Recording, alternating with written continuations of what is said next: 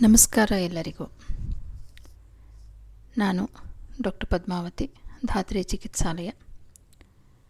ಬರುವ ಅಂತಾರಾಷ್ಟ್ರೀಯ ಯೋಗ ದಿನದ ಪರವಾಗಿ ಯೋಗದ ಬಗ್ಗೆ ಕೆಲವು ವಿಷಯಗಳನ್ನು ತಿಳಿದುಕೊಳ್ಳೋಣ. ಇಂದಿನ ಮನುಷ್ಯ ತನ್ನ ಸುಖಕ್ಕೆ ಆಧುನಿಕ ತಂತ್ರಜ್ಞಾನದ ಸಹಾಯವನ್ನು ಪಡೆದಿದ್ದಾನೆ.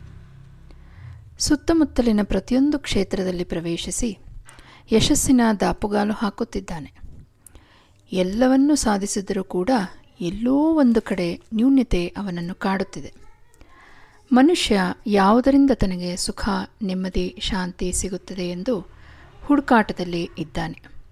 ತಂತ್ರಜ್ಞಾನದ ನಿಟ್ಟಿನಲ್ಲಿ ಪಾಶ್ಚಿಮಾತ್ಯರು ಎಷ್ಟೇ ಮುಂದುವರೆದಿದ್ದರೂ ಕೂಡ 5,000 ವರ್ಷ ಪುರಾತನವಾದ ನಮ್ಮ ಭಾರತೀಯ ಶಾಸ್ತ್ರಗಳಾದ ಯೋಗ, ಆಯುರ್ವೇದ, ಜ್ಯೋತಿಷ್ಯ ಇತ್ಯಾದಿಗಳು ಇಂದಿನ ಯುಗದಲ್ಲೂ ಕೂಡ ಸಮರ್ಪಕವಾಗಿದೆ. ಆಧ್ಯಾತ್ಮದ ತೆರಳನ್ನು ಯಾವುದೇ ಬಾಹ್ಯ ಉಪಕರಣಗಳು ಸಹಾಯವಿಲ್ಲದೆ ಕೇವಲ ತನ್ನ 5 ಇಂದ್ರಿಯ ಹಾಗೂ ಮನಸ್ಸುಗಳ ಮುಖಾಂತರ ತಿಳಿದುಕೊಳ್ಳಲು ಸಾಧ್ಯ ಎಂದು ತಿಳಿಸುವುದು ಯೋಗಶಾಸ್ತ್ರ. ಯೋಗ ಎಂದರೆ ಕೇವಲ ಆಸನ, ಪ್ರಾಣಾಯಾಮ ಅಥವಾ ಧ್ಯಾನವೆಂದು ಅಲ್ಲ. ಅದು ಮನುಷ್ಯನಲ್ಲಿ ಅಡಕವಾಗಿರುವ ಅಪಾರ ಶಕ್ತಿಯ ಸರ್ವತೋಮುಖ ಅಭಿವೃದ್ಧಿ. ಯೋಗ ಎಂಬ ಪದವು ಸಂಸ್ಕೃತದ ಧಾತುವಿನಿಂದ ಉತ್ಪತ್ತಿಯಾಗಿದ್ದು, ಯುಜ್ಯತೆ ಅನೇನ ಇತಿ ಯೋಗ, ಅಂದರೆ ಕೂಡುವುದು ಅಥವಾ ಸಂಯೋಗ. ಪ್ರತಿ ಜೀವಾತ್ಮನು ಪರಮಾತ್ಮನಲ್ಲಿ ಲೀನವಾಗುವುದು ಅಥವಾ ಸಂಯೋಗವಾಗುವುದು ಯೋಗ ಎಂದು ಅರ್ಥ. 4,000 ವರ್ಷ ಹಿಂದಿನ ಪತಂಜಲಿ ಮುನಿಗಳು ಸೂತ್ರಗಳ ಮುಖಾಂತರ ಯೋಗಶಾಸ್ತ್ರಕ್ಕೆ ಅಪಾರ ಕೊಡುಗೆ ನೀಡಿದ್ದಾರೆ. ಭಗವದ್ಗೀತೆ ಹಾಗೂ ಉಪನಿಷತ್ತುಗಳಲ್ಲಿ ಯೋಗದ ಉಲ್ಲೇಖವಿದೆ. ನಂತರ ಸ್ವಾಮಿ ವಿವೇಕಾನಂದರು ಹಾಗೂ ಅರವಿಂದರು ಕೂಡ ಯೋಗಶಾಸ್ತ್ರವನ್ನು ವಿವರಿಸಿದ್ದಾರೆ. ಪತಂಜಲಿ ಮುನಿಗಳ ಪ್ರಕಾರ ಯೋಗ ಚಿತ್ತವೃತ್ತಿ ನಿರೋಧ, ಅಂದರೆ ಮನಸ್ಸನ್ನು ಹಿಡಿತಕ್ಕೆ ತರುವಂತಹ ಪ್ರಕ್ರಿಯೆಯನ್ನು ಯೋಗ ಎಂದು ಹೇಳುತ್ತಾರೆ. ಮನುಷ್ಯ ತನ್ನ ಚತುರ್ವಿಧ ಪುರುಷಾರ್ಥಗಳಾದ ಧರ್ಮ, ಅರ್ಥ, ಕಾಮ, ಮೋಕ್ಷಗಳನ್ನು ಸಾಧಿಸಲು ದೇಹ ಹಾಗೂ ಮನಸ್ಸಿನ ದೃಢತೆಯಿಂದ ಮಾತ್ರ ಸಾಧ್ಯ. ಬೇರೆ ಬೇರೆ ಪ್ರಕ್ರಿಯೆಗಳಿಂದ ಮನಸ್ಸನ್ನು ತನ್ನ ಹಿಡಿತದಲ್ಲಿ ಇಟ್ಟುಕೊಂಡಾಗ ತನ್ನ ನಿಜವಾದ ಆನಂದ ಸ್ವರೂಪವನ್ನು ಗುರುತಿಸಿಕೊಳ್ಳುತ್ತಾನೆ.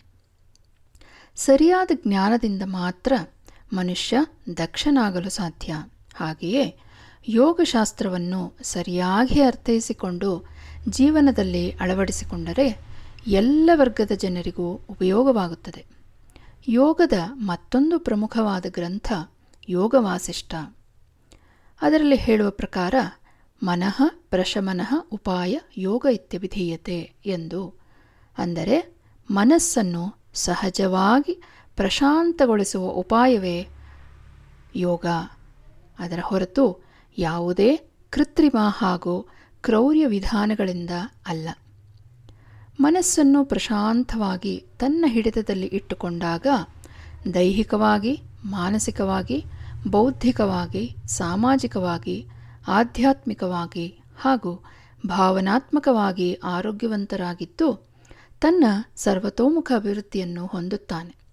ಹಾಗೂ ಸಮಾಜಕ್ಕೂ ಕೂಡ ಒಳ್ಳೆಯ ಪ್ರಜೆಯಾಗುವುದರಲ್ಲಿ ಸಂಶಯವಿಲ್ಲ. ಇದನ್ನೇ ಸ್ವಸ್ಥ ಮನುಷ್ಯನ ಲಕ್ಷಣ ಎಂದು WHO ವರ್ಲ್ಡ್ ಹೆಲ್ತ್ ಆರ್ಗನೈಸೇಷನ್ ಮನ್ನಿಸಿದ್ದಾರೆ. ಹಾಗೂ ಇಂದಿನ ನಾಗಾಲೋಟದ ಜೀವನ ಶೈಲಿಗೆ ಅತ್ಯವಶ್ಯಕವೆಂದು ಮನಗೊಂಡು ಯೋಗಶಾಸ್ತ್ರಕ್ಕೆ ಮೊರೆ ಹೋಗುತ್ತಿದ್ದಾರೆ. ಇದರ ಮುಂದಿನ ಭಾಗದಲ್ಲಿ ಇದರ ಬೇರೆ ಬೇರೆ ಪ್ರಕಾರಗಳನ್ನು ತಿಳಿದುಕೊಳ್ಳೋಣ. ಅಲ್ಲಿಯವರೆಗೂ ಧನ್ಯವಾದಗಳು. ಡಾಕ್ಟರ್ ಪದ್ಮಾವತಿ, ಧಾತ್ರಿ ಚಿಕಿತ್ಸಾಲಯ. ನಮಸ್ಕಾರ.